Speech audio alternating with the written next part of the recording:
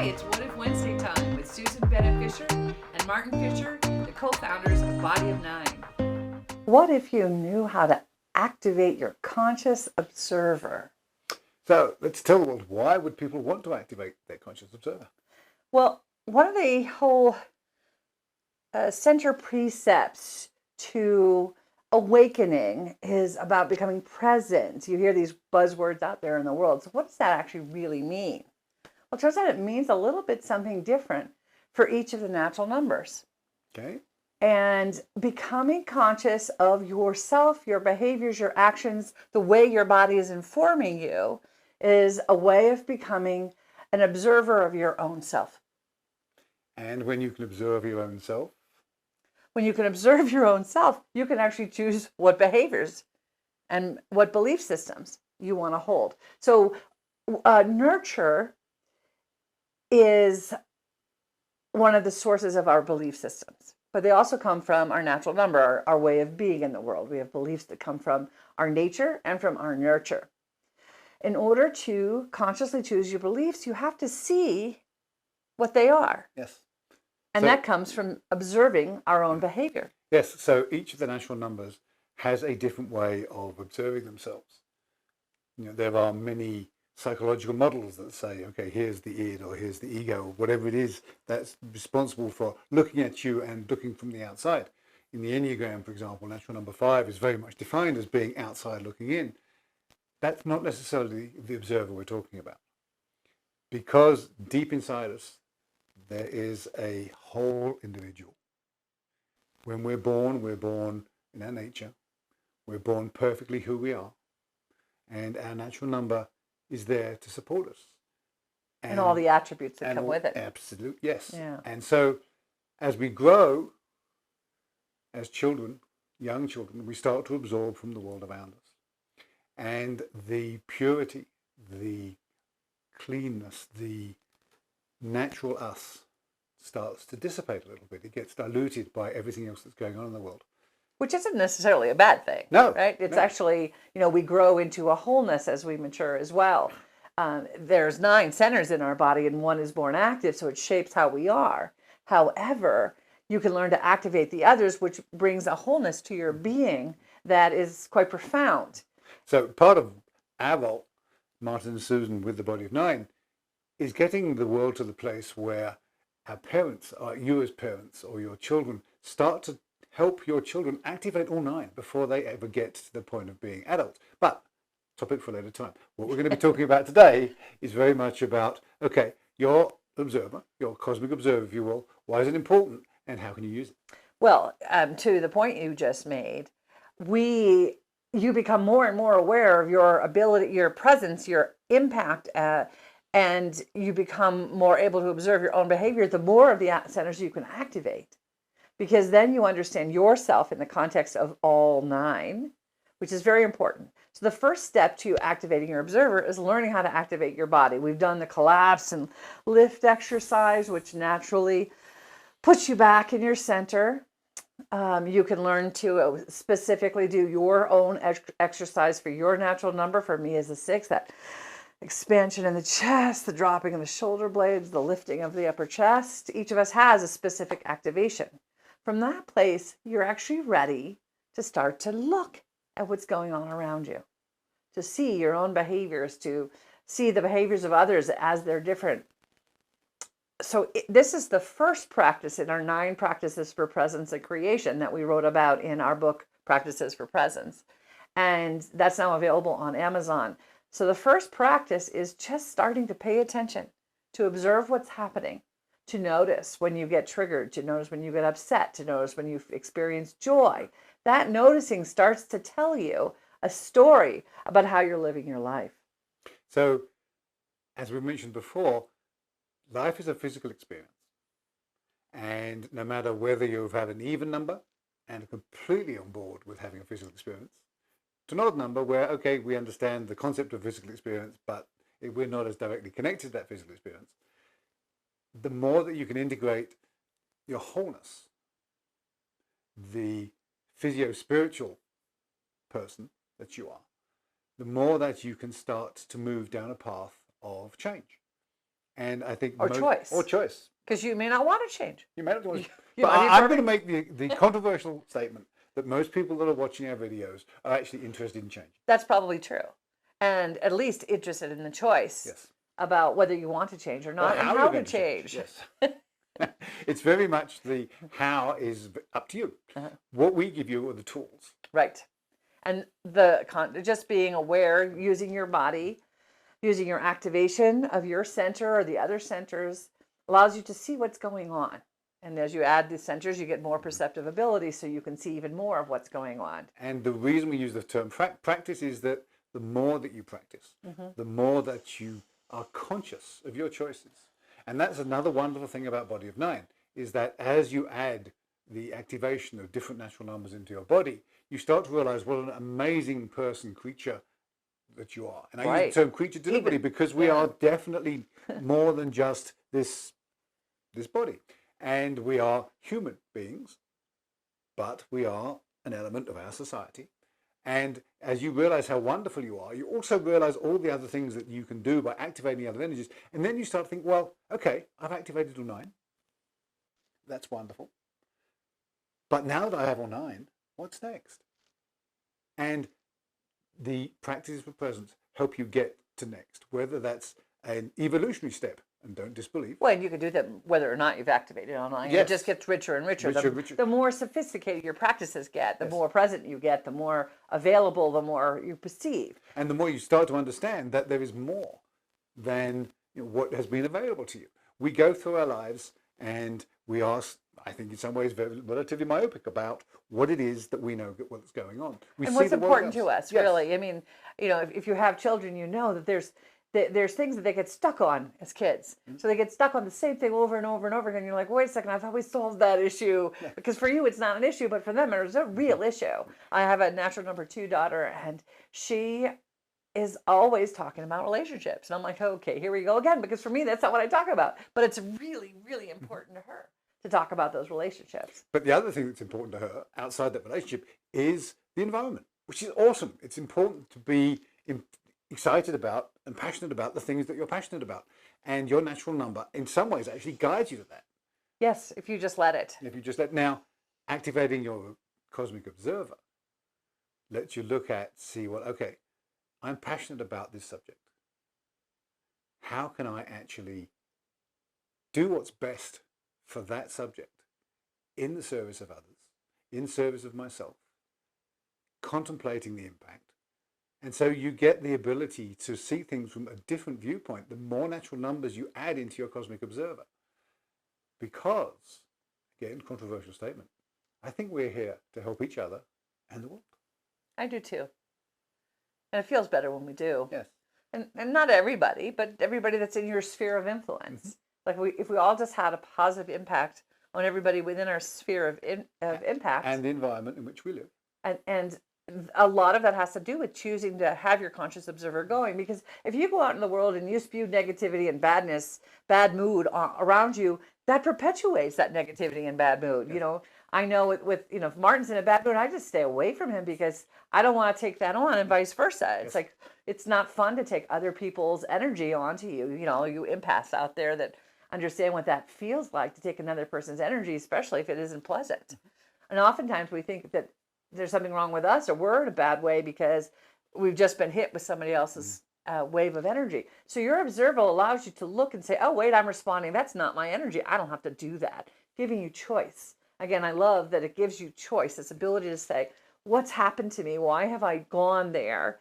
And our emotions and our responses when they're out of balance with the situation are really good indicators and sources of information for us. So for example, if somebody comes at you with big energy and you go back at them with big energy, being a 6, we do that often, but everybody does to a certain extent. So just noticing, oh, what happened there?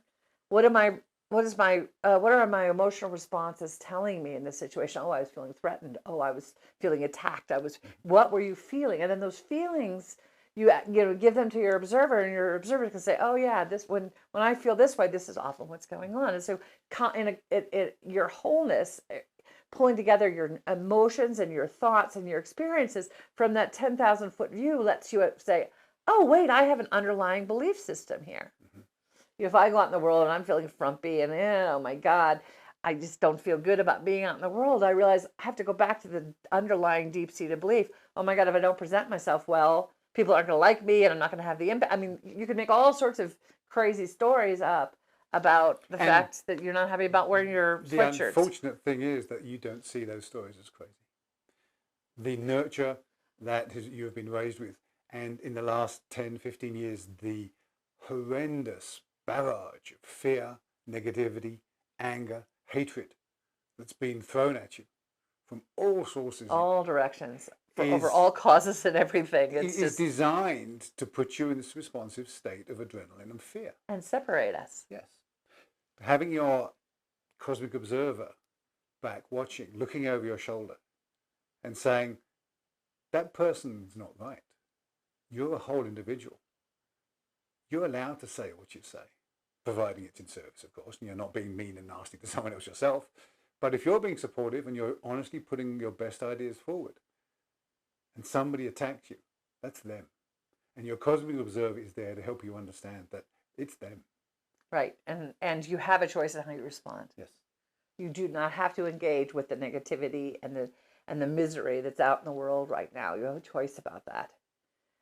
Now, I get criticized when I say that sometimes because people suffer with real, genuine things like depression, and they have different kinds of disorders. And in those situations, you aren't necessarily at choice. Your brain may be functioning, your emotions may be functioning in such a way that you're not able to get to a place of choice.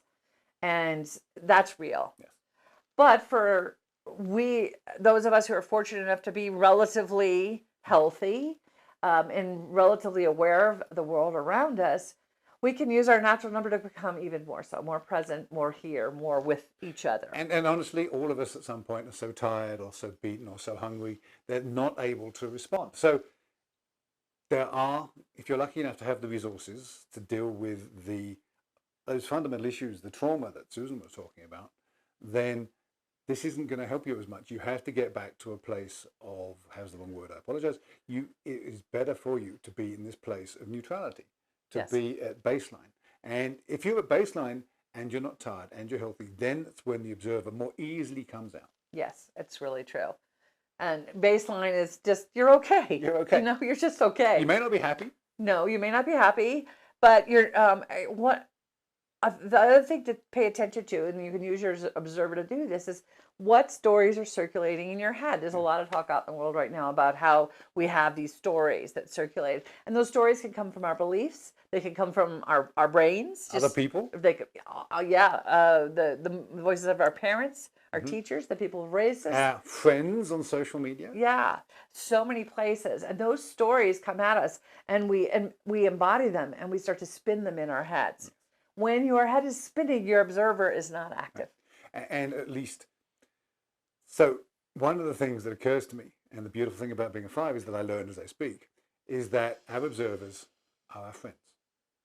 Yes. When our cosmic observer is active, they're on our side. Absolutely. If your cosmic observer is not on your side, that's not your cosmic observer. No, There's that is something not. else very bad going on. And you can banish that voice. Yeah. That voice, your cosmic observer is part of you. It is one of the best parts of you. It is the part of you that's looking after you. It is what the ego is when it's not trying to protect you. It's a friend. It's not a commentator. No. It's an advisor. Yes. It's a noticer. Yes. It doesn't have judgment associated with the information that part of you is providing. You know, it doesn't tell you should be better or prettier or smarter. You know, there's no should or could. You know, it's all about, oh, look what's going on. Yeah. Curiosity. Why do I think one of our practices that we'll get to soon. Yes, exactly. Why do you think that? Yeah. So, where's that come from? Yeah, and if you are as you are, as we firmly believe that each and every one of us are whole, wonderful human beings at the best, most deep fundamental level when we're active. When we're activated, we are not bad people. So your cosmic observer comes out best when you're activated, but it can be a friend all the time. And as Susan says, it's not a judge. It's not a devil or an angel on your shoulder. It is your friend helping you understand why you think the way you think. Well, And I want to differentiate because it's not a guide. Nope. It's not, it's actually you. It's you stopping everything else and saying, what's going on? What is going on in this moment? What is Susan doing, seeing, feeling? What is Martin is talking to him? Well, and it's not even about talking. It's just about this neutral place where you can watch yourself. Yeah. And it is your best self. And as I said to someone the other day when I was working through some of these things, the answer for me is always, well, what would Martin say? You can ask you ask yourself that. Yeah, that is my. And Martin is so wise. So I bet. No, my cosmic observer is so wise. My Yeah. cosmic observer can look and say, Martin, that's a belief that came from here, and I can say, I don't like that belief anymore. I'm getting rid of it. Or yeah, I like that belief. And how am I being informed Right. by what my observer is telling me? Which is the first step Yes. to change. If you want to change something, you have to first figure out what it is. You can't start a journey without taking a step, and you can't get anywhere unless you know where you are. Yep. So just noticing, starting with noticing what's going on in my world. What are the emotions in my body? What are my feelings? What are the stories I'm telling myself right now? What am I aware of? What am I not aware of? Does our body posture help us with a cosmic observer? Absolutely, it's critical, and that's why study the relax, collapse, and lift exercise. It's on our TV channel. Just the alignment of head over shoulders, shoulders over hips, and just allowing your own body, your own natural energy center, to lift you up. Immediately creates the activation you need to put your observer in place. And breathing is helpful. If you're holding your breath, even if you're not one of the breathing natural numbers. Holding your breath for any period of time is not good for hundreds of reasons. Not good. Our breath, even if we're not one of the sort of breath-focused natural numbers, our breath helps the flow through our bodies. Yep. And you can breathe in whatever way. There's a lot of noise out there about breathe this way, breathe that way, do this, breathe 10 steps in and 5 steps out. And actually, usually the other way around. It makes me almost like breathless to do breath things.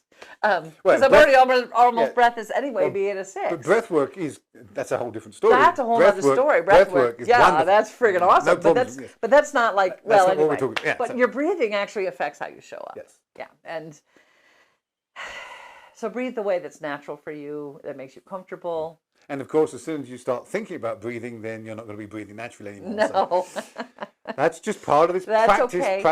That's right. Practice. Try things. And we really urge you to stay with all kinds of modalities and practices. Whatever works for you. Right. Body of 9 is not the way. Not at all. It is a holding place for all these other beautiful modalities that are out there. Think of it as a toolkit. And there's a toolbox. You can put all sorts of tools in your toolbox. And we're not telling you what tools to use.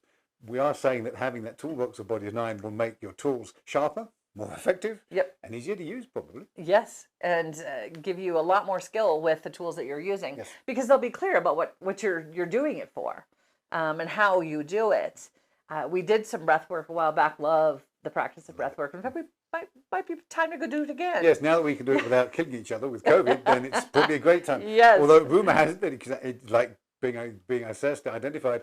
It actually is doable over Zoom, but I think doing it in person, there's an element of, certainly the people that we do it with, hold a really beautiful space. Yes, and that actually makes a big difference. Being in that space. And I practice my activations while I do breath work. Yes. And the breath work accentuates the sensations of the activations. So that's been one of the practices I added to my modality or my context of doing activations in my body. And use the breath work to make them even more impactful and take myself on a journey, which for me is a 6. 6 is, we need to be led on a journey by some of the other natural numbers. It's not, we're pretty present people. We don't need to work to be present. We need to work to be unpresent. But your cosmic observer is, however, present. Very much. It is about being present, which is why I like it so much, but kind of live there most of the time. But for me, it's head spinning that is the challenge.